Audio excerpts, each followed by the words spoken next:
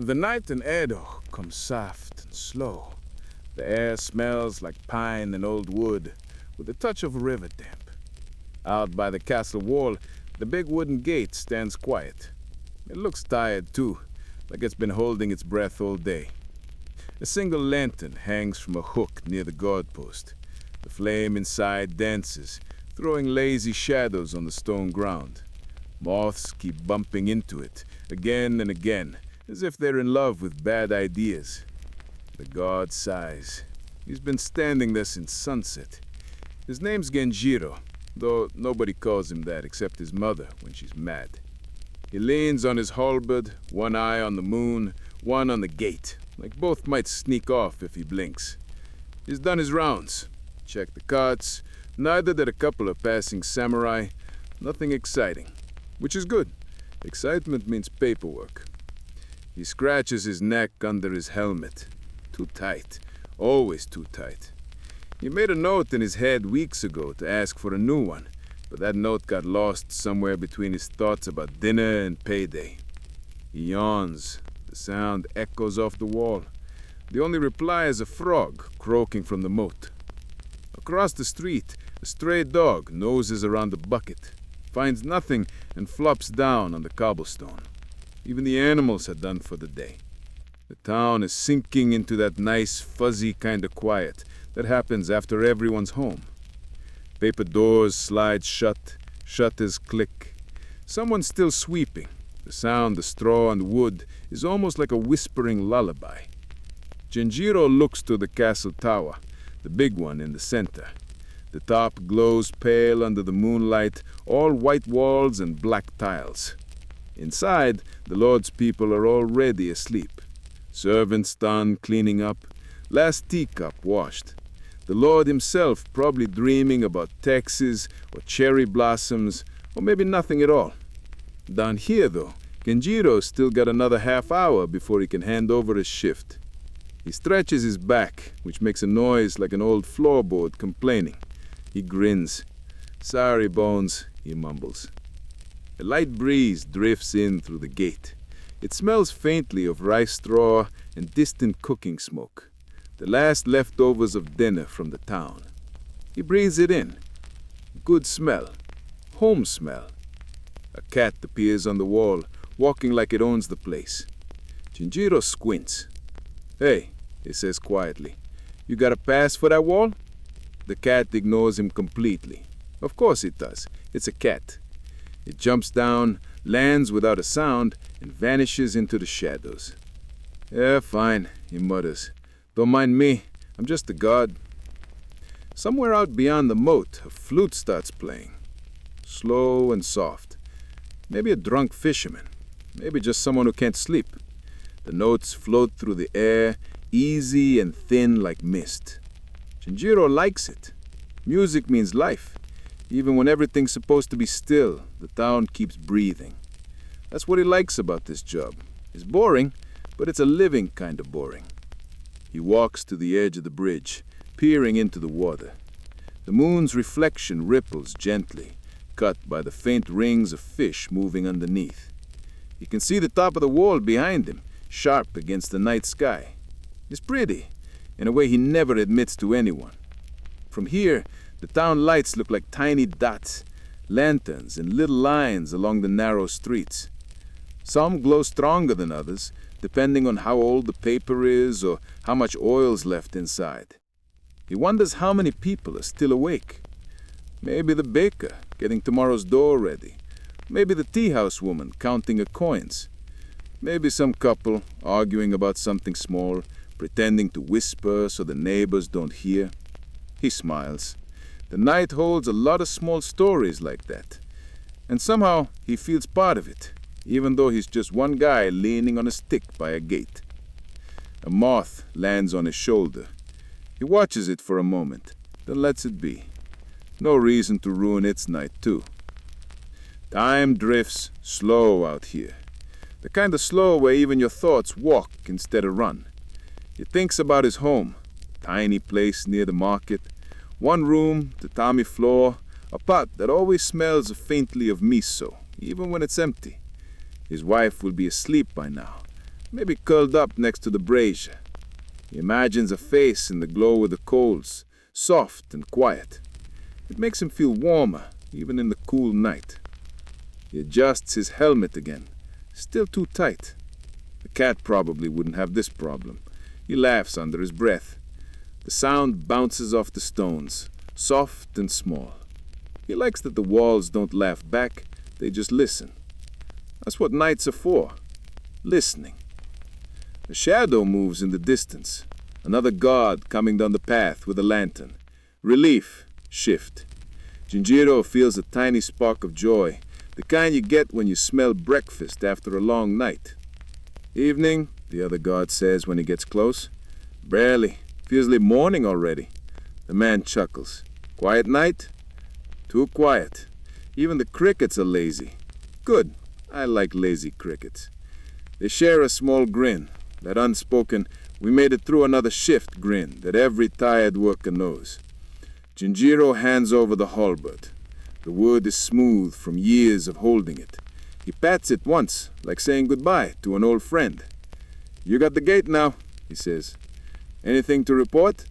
Yeah, one cat. Didn't have papers. Again? Yeah, same one. Tell the captain. The other man laughs quietly. Sure, I'll file a report. They both know no one's filing anything. Jinjiro steps away from the gate, stretching his arms toward the stars. They look his closest to touch tonight, faint and soft in the clear autumn sky.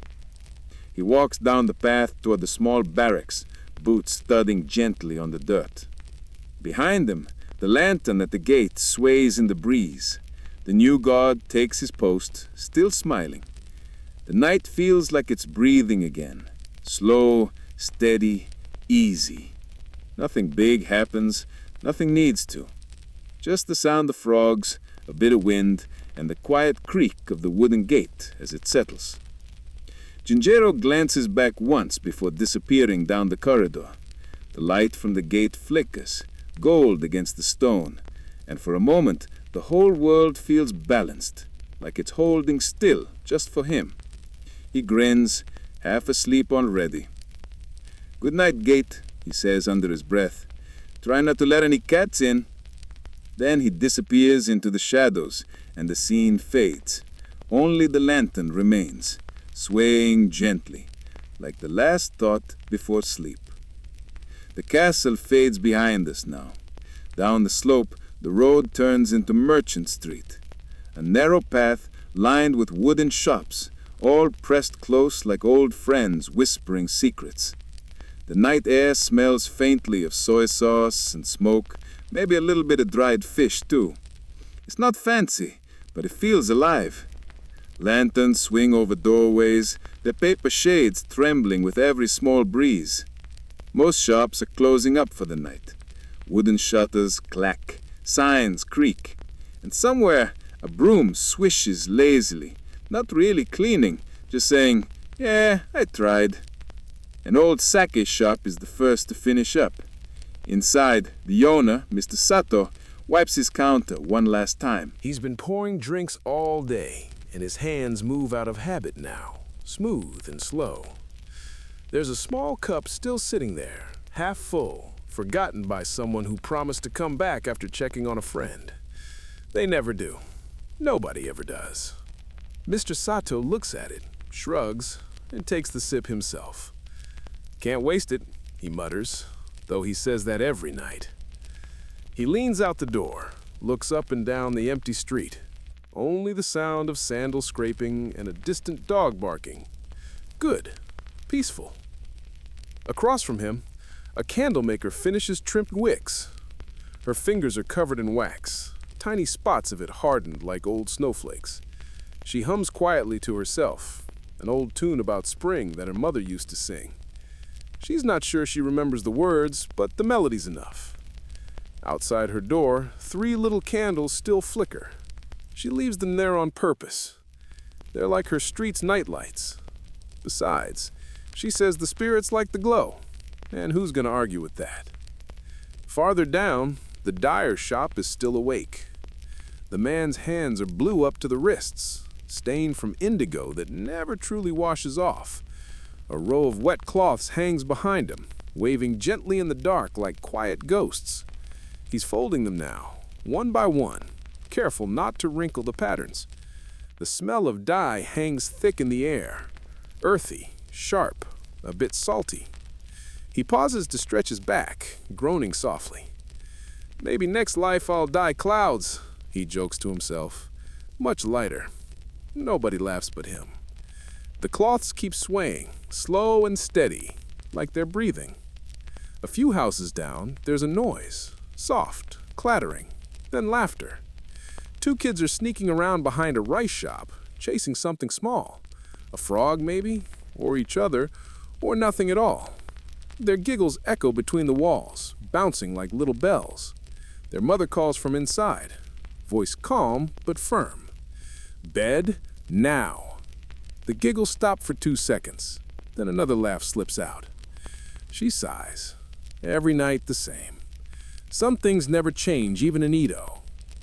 The street cat from the castle gate wanders here too, tail high like it owns everything. It stops by a tofu stall, stares at the leftovers cooling on a tray. The owner, a sleepy man named Ohimi, looks down at it. You again? It blinks. He sighs, picks up a tiny piece of tofu and drops it near the ground. The cat sniffs, turns away, and leaves. Yeah, thanks, Omi mutters. Guess it's not good enough for royalty. A breeze comes through the alley, carrying the faint sound of water from the canal nearby. That's where most of the merchants started their day, hauling crates off boats, shouting over one another about prices, gossiping about everything from new taxes to who's secretly seeing who. Now, though, all of that's gone. Just water sounds and the low croak of frogs. Past the tofu stall, there's a little tea house by the canal. The paper doors are open, the light soft and golden inside. The hostess is closing up, sweeping the floor, stacking cups, humming. There's a couple of customers left, both old men who've been there for hours, pretending to argue about poetry. Neither of them has finished a cup in the last 20 minutes. She lets them stay. They come every night, sit by the same spot, tell the same stories, complain about the same weather. They're harmless, like old furniture. When they finally leave, she bows, slides the door shut, and whispers a small goodnight to the canal. The water outside ripples gently, carrying reflections of lantern light. You can almost hear it sigh. Farther down, a paper shop closes its shutters. Sheets of handmade paper are stacked neatly on the shelf, glowing faintly under the lantern light. Thin, cream-colored, each one a small work of patience. He checks them twice, slides the door closed, and ties the latch with careful fingers. He pats the door frame before leaving, like saying, "Good work today." Then he walks away, his sandals whispering on the dirt road.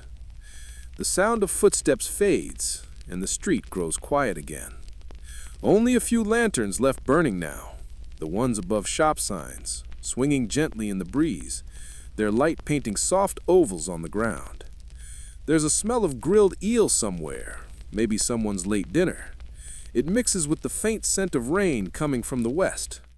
The air feels heavier, like it's thinking about drizzling but too tired to start. At the end of the street, there's a small shrine tucked between two houses. A woman in a pale kimono kneels there, lighting one last candle.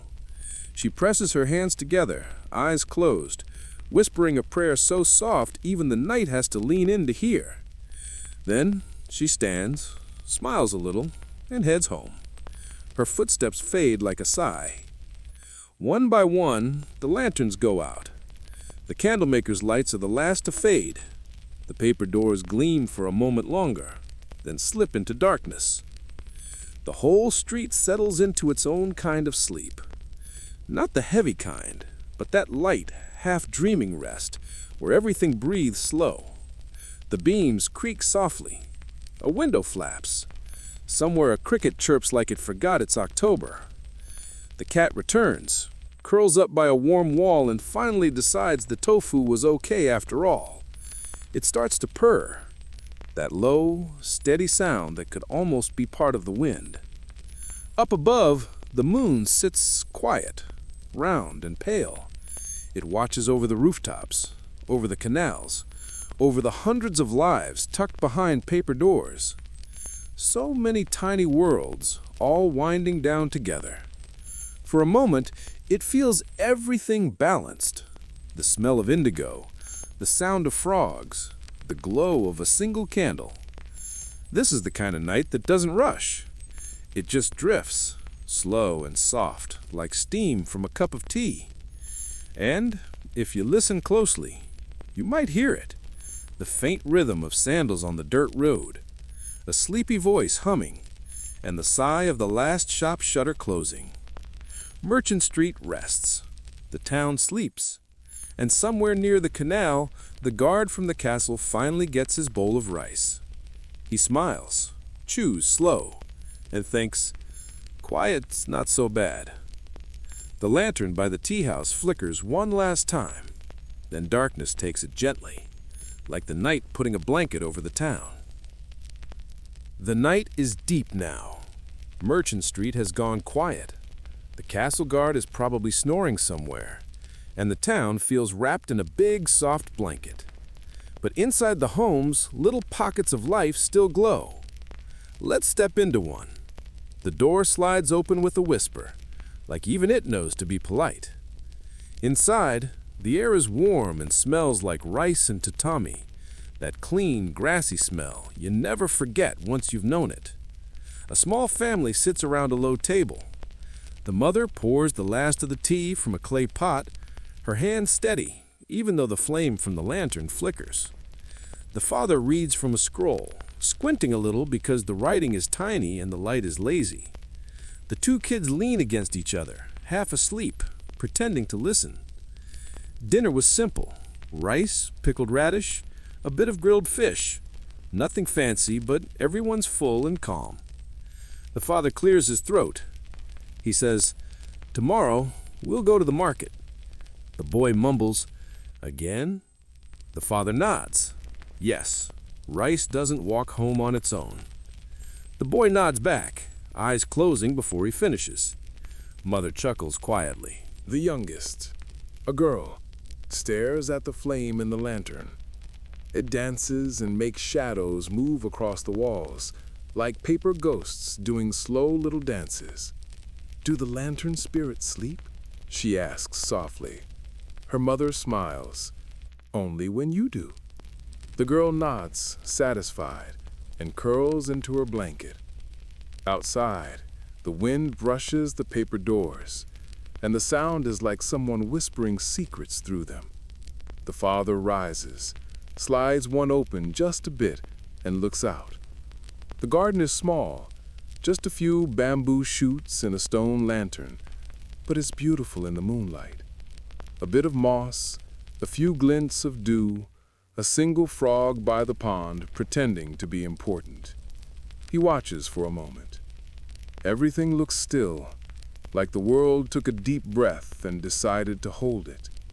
Then he slides the door shut again and sits back down. "Quiet night," he says. His wife nods. The best kind. Across town, another house is still awake. This one belongs to a carpenter named Haru.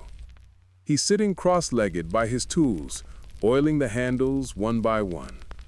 His hands move slow, careful, the kind of care that only comes from loving what you do. His workshop smells like cedar and oil, and there's sawdust on the floor like pale snow. He looks at the half-finished stool by the wall and sighs. "Tomorrow," he says. "You get legs tomorrow." Then he pats it, as if the stool needed reassurance. His wife pokes her head in. "You're still talking to furniture?" He grins, only the polite ones. She rolls her eyes but smiles anyway. He wipes his hands, snuffs the lantern, and follows her inside. In the next house over, an old woman sits by a charcoal brazier. The room glows orange from the coals. She's telling a story to her granddaughter, a soft one about a fox that borrowed a human face to go to a festival. Her voice is slow and kind, and the little girl's eyes get heavier with each sentence. And then, the grandmother says, the fox danced until the moon fell asleep. The girl mumbles, "What happened next?" "The same thing that happens to you," says Grandma, and gently tucks the blanket around her. Within minutes, the only sound in the room is the soft crackle of coal and quiet breathing. Outside, rain begins to tap lightly on the roofs. Not a storm, just a sleepy drizzle, the kind that makes everything sound softer. Water trickles down the edges of tiles, and somewhere a bucket catches drops with a slow plink, plink, plink. It's a rhythm that could make anyone sleepy. Back inside another house, a young couple finishes folding their futons. The husband stretches, yawns loud enough to scare the silence, and earns a look from his wife that says, "Please, we have neighbors." He grins sheepishly. They blow out the lamp, and the room sinks into darkness, except for the faint light of the moon through the paper door. A cat jumps onto the windowsill, curling itself into a neat circle. It sighs, yes, sighs, like it's done more work than anyone tonight. The man whispers, "You don't even pay rent." The cat ignores him, of course. Cats have been ignoring humans since forever. The rain picks up just a little, and the air smells like wet earth and wood. A perfect smell, really. The smell of calm, of endings. In another house, an old monk sits alone. He's not meditating exactly, just sitting, hands folded, eyes half closed. He listens, not to voices or prayers, but to the small noises that make up the night. Rain, wind, crickets, the faint thud of someone dropping a bucket somewhere far off. It's like a quiet song. He smiles and whispers, "The world never sleeps, it just breathes." Outside, on the street, the last of the lanterns are dimming. The candle maker's 3 lights burn low but steady. Their glow leaks through the cracks between doors and fences, soft enough to see, warm enough to comfort. Inside the first house again, the father finally lies down. The tatami creaks under him. He lets out the kind of sigh that only happens after a long, honest day. The mother folds her hands under her head. The girl's already dreaming, maybe about the lantern spirits. The boy mumbles something about rice walking home after all. The father chuckles quietly. He looks toward the window, the rain streaking faintly in the moonlight, the sound of bamboo tapping against the wall. Everything feels balanced. The world small, but just right. In the distance, the castle bell rings once, a low, heavy tone rolling across the town like a slow heartbeat. It's the midnight bell. Even the frogs pause for it. Then it fades, and the rain takes over again. The carpenter rolls over and mumbles in his sleep, "Don't forget the stool's legs." The monk whispers a prayer no one hears. The cat dreams of tofu, and the town sighs as one, a long, easy breath that says, "Good job today." The paper doors breathe with the wind, the lanterns give their last flicker, and the night settles deeper, softer, quieter. Tomorrow will bring noise again, markets, carts, gossip, clatter, but right now, everything's just right. So, if you're listening, let your eyes grow heavy too.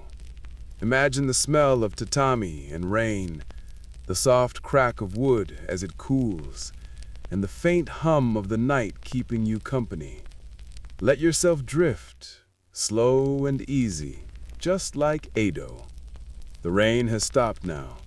The town is wrapped in that soft, wet smell that comes after it rains, like wood, dirt, and a bit of fresh air mixed together. You could almost drink it. The streets are shiny, reflecting little bits of moonlight. Lanterns have gone out, one by one, until only a few pale lights shimmer near the canal. Everyone is asleep. Well, almost everyone. Because when the world gets quiet, the night watch wakes up. Down the main road, the sound of wooden clappers echoes slowly. Clack, clack, pause, clack, clack. Not too loud, just enough to say, "We're here." Two watchmen walk side by side, each holding a small lantern swinging from a bamboo pole. The flames move like lazy fish trapped in glass. Their clothes are simple, rough blue coats, sandals still damp from the rain. They look tired, but the good kind of tired. One says, "Feels like a long night." The other yawns. They're all long. Then silence again. They walk past the tofu stall, past the candle shop, past the little shrine by the canal. The street smells faintly of soy, wax, and wet earth. One of them stops to stretch his back. "You think the cat's out again?" The other points to a shadow slinking across the street. "There it goes." They both grin. Even the night has regulars. They pass the carpenter's house next. It's dark inside, but the faint sound of snoring leaks out. Deep, steady, proud snoring. The kind that says, "I worked hard today." One watchman chuckles softly. "Sounds like he's cutting wood in his sleep." The other laughs quietly, then hushes him. "Let him dream in peace. We've got our own rounds." They lean against the railing, looking down at the black water moving slow and smooth. A few ripples catch the moonlight, turning it into silver lines that fade and return, fade and return. One man pulls out a pipe, taps it on the bridge rail, then decides against lighting it. "Too peaceful to ruin," he says. They rest there for a bit, just listening. To frogs, to dripping water, to the kind of silence that hums instead of staying still. Across the bridge, a faint glow flickers behind thin paper walls. Someone's still awake. It's the monk.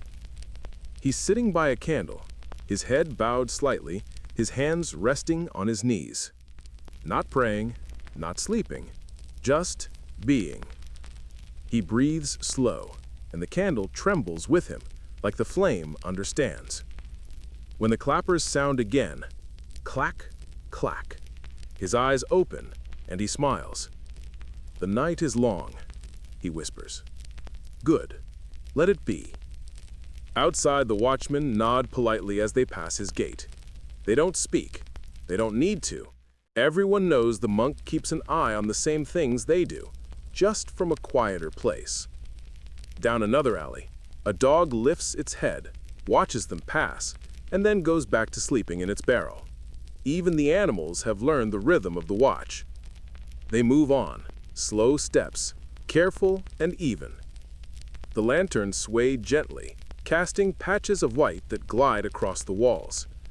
The sound of their clappers grows faint for a moment, then echoes again down another street.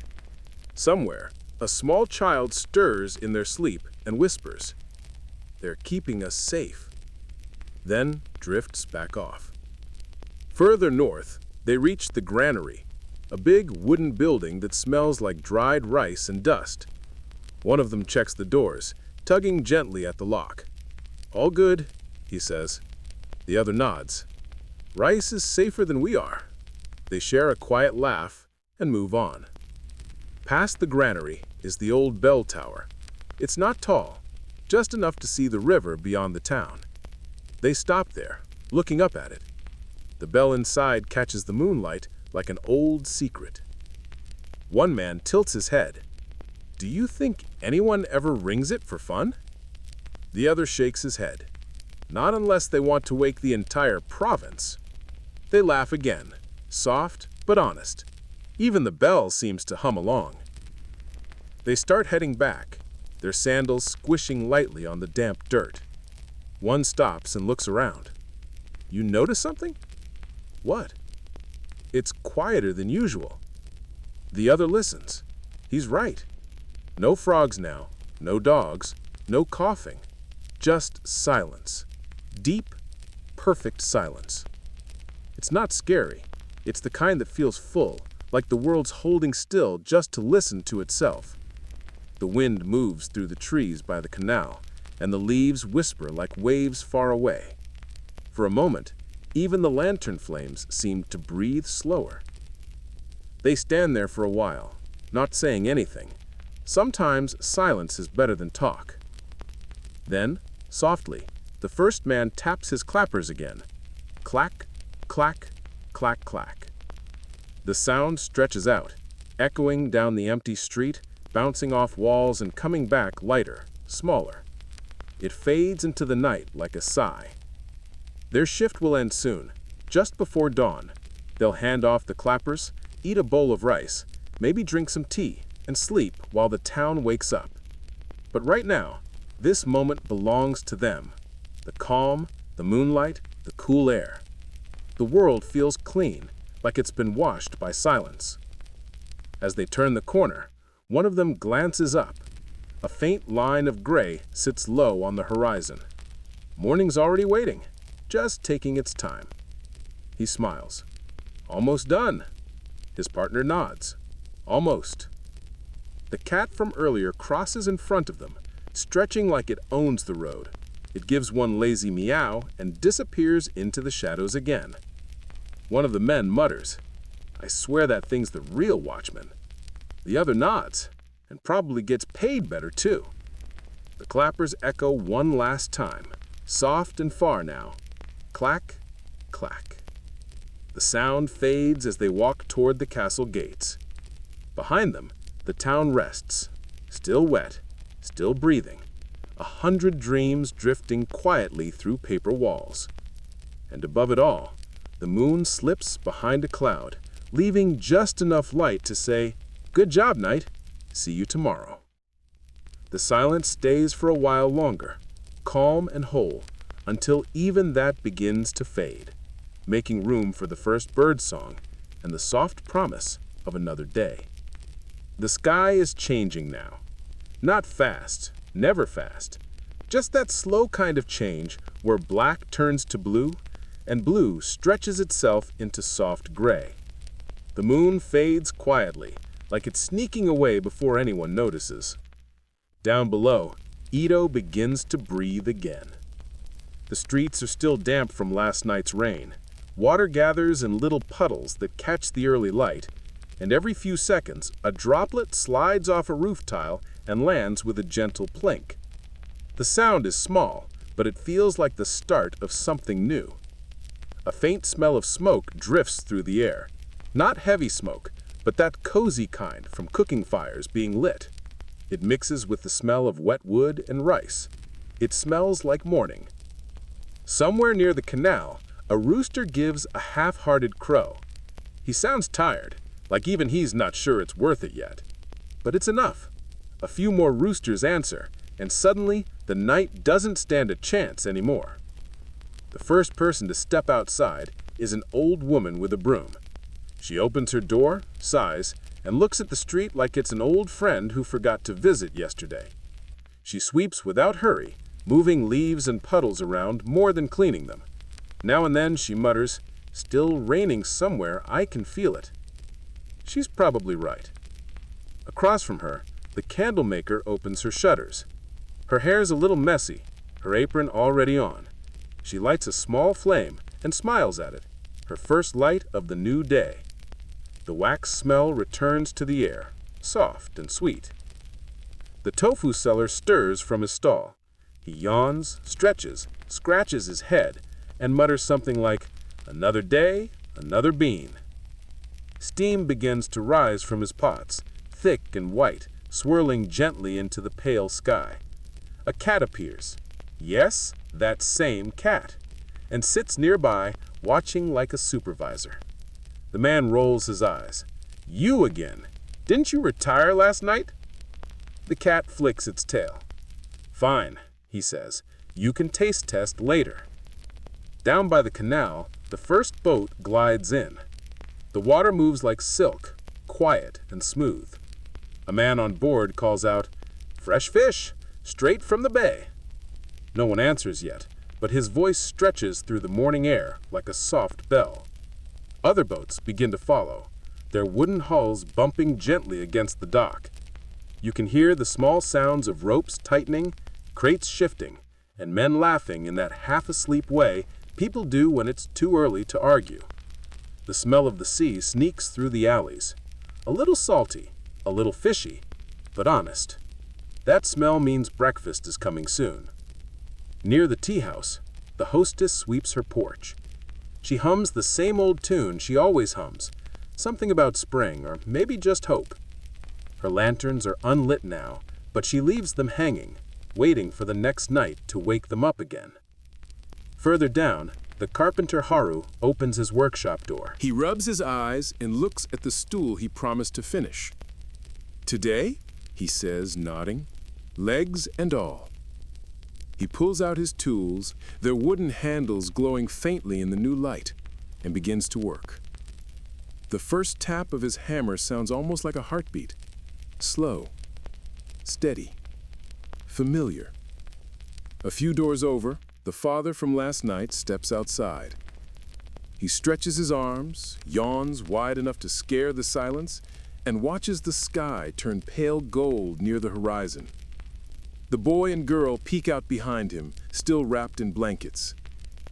"Morning already?" the boy groans. The father nods. "It snuck up on us." The girl squints at the street. "The lantern spirits went home." The mother smiles from inside. "They'll be back tonight." The boy scratches his head. "Can rice really walk home if you ask it nicely?" His father laughs. "Only if you promise not to eat it." The boy frowns, thinking that over. From the castle hill, a slow bell rings. Not the deep night one. This one's lighter, almost cheerful, like a polite knock on the day's door. It rolls across the rooftops and lingers in the mist. Farmers begin to move along the roads, their footsteps soft on the damp dirt. They carry baskets, tools, and the kind of patience only early risers have. They don't rush. There's no reason to. The fields aren't going anywhere. A group of children run past, their sandals slapping against the street. One of them slips in a puddle, laughs, and keeps running. The old woman with the broom sighs. But you can tell she's smiling. Inside homes, breakfast starts to fill the air. The smell of miso soup, grilled fish, rice steaming over a tiny fire. The sounds of chopsticks clicking and teacups being set down. Little bits of conversation rise and fall like music. It's not noise, it's life waking up. The monk steps outside too, hands tucked into his sleeves, his eyes soft from another sleepless night. He watches the sky with a quiet smile. "Good morning, silence," he says. And the silence seems to nod back. Down by the bridge, the two night watchmen hand their clappers to the morning guard. Their eyes are half open, their sandals muddy, but they look peaceful. One yawns. "Any trouble?" The other shakes his head. "Only cats." They both grin and shuffle off towards a small tea house for breakfast. The town stretches, every wall and window catching the light now. Birds hop along the roofs, shaking off drops of rain. Smoke rises in thin lines from chimneys, each one curling differently, like tiny signatures in the sky. The market begins to hum. Traders unpack baskets, call out greetings, and laugh at nothing in particular. Coins clink softly. The smell of food grows stronger, sweet soy, grilled fish, rice cakes warming over a tiny fire. Someone drops something, someone else laughs.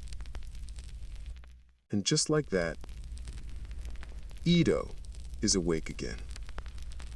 But it's not loud. Even with all the sound, there's a gentleness to it, like the town remembers the calm of the night and doesn't want to disturb it too much. The sun peeks over the eastern ridge, slow and golden, painting everything in light that feels warm but patient. The rooftops glow, the canals shimmer, and the wet stones on the road sparkle like they're smiling. A cat stretches on a windowsill. The monk's candle finally burns out. And far above, the last bit of mist curls away into the new sky. It's another day in Edo. The same streets, the same people, the same quiet magic. Nothing dramatic happens.